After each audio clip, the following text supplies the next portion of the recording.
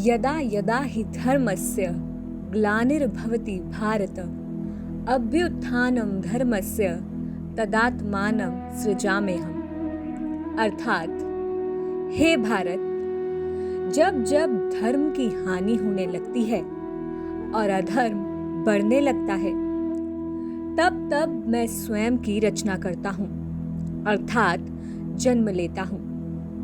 मानव की रक्षा, दुष्टों के विनाश और धर्म की पुनः स्थापना के लिए मैं अलग अलग युगों में अवतरित होता हूँ।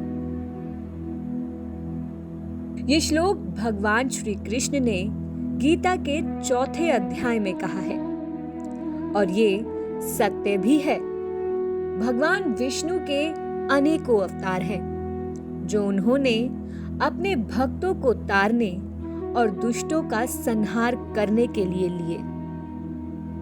आज हम बात करेंगे भगवान विष्णु के 10 प्रमुख अवतारों में से पहले अवतार यानी मत्स्य अवतार के बारे में। मत्स्य यानी मछली।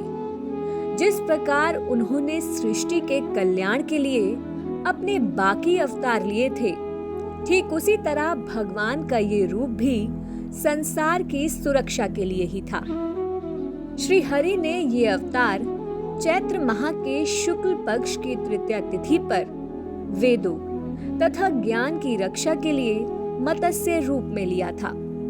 इसलिए हर वर्ष चैत्र शुक्ल तृतीया के दिन मत्स्य जयंती मनाई जाती है। इस वर्ष मत्स्य जयंती 4 अप्रैल 2022 को मनाई जाएगी। इसे हय पंचमी भी कहा जाता है। कहते हैं, इस दिन जो भी व्यक्ति सच्चे मन से पूजा करता है, उसे भगवान का आशीर्वाद जरूर मिलता है। इस दिन भक्त भगवान विष्णु को प्रसन्न करने के लिए उपवास रखते हैं। इस दिन मछलियों को खाना खिलाना बहुत ही शुभ माना जाता है। कहते हैं, यदि कोई व्यक्ति मत्स्य जयंती के दिन भगवान विष्णु की पूजा और व्रत के साथ मछलियों को आटे की गोली खिलाता है, तो श्री हरि की विशेष कृपा उस पर बरसती है। आइए जानते हैं मत्स्य जयंती की पूजा विधि। इस दिन सुबह जल्दी उठकर घर में साफ सफाई करके गंगा जल का छिड़काव करें। इसके बाद भगवान विष्णु की मूर्ति स्थापित करके उनके सामने व्रत और पूजा का संकल्प लें। फिर वेदोक्त मंत्रों से मत्स्य रूप में भगवान विष्णु का पूजन करें। पूजा करने के बाद ब्राह्मण भोजन करवाएं और श्रद्धा अनुसार दान करें। इसके बाद उनके मत्स्य अवतार की कथा सुने। भगवान विष्णु के मत्स्य अवतार की कई कथाएं प्रचलित हैं, जिसके अनुसार जब ब्रह्मदेव ने वेदों का ज्ञान दिया, तो उस समय एक राक्षस भी वहां उपस्थित था। हयग्रीव नामक उस दैत्य ने वेदों के ज्ञान की चोरी कर उसे निगल लिया, जिसके बाद पूरी दुनिया अज्ञानी हो गई। ऐसी स्थिति में स्वयं भगवान विष्णु को राजा सत्यव्रत के समक्ष एक मछली के रूप में अवतरित होना पड़ा। ये सुबह का वक्त था, जब राजा सूर्य को जल चढ़ा रहे थे। तभी मत्स्य रूपी मछली ने उनसे निवेदन किया कि वह उन्हें अपने कमंडल में रख ले। राजा दयालु थे। उन्होंने मछली के निवेदन को स्वीकार किया तथा उसे अपने कमंडल में रख लिया। राजा घर गए तो उस कमंडल का आकार मत्स्य के आकार का हो गया। राजा ने उसे किसी पात्र में रखा तो उसने पात्र का आकार भी मत्स्य का कर दिया।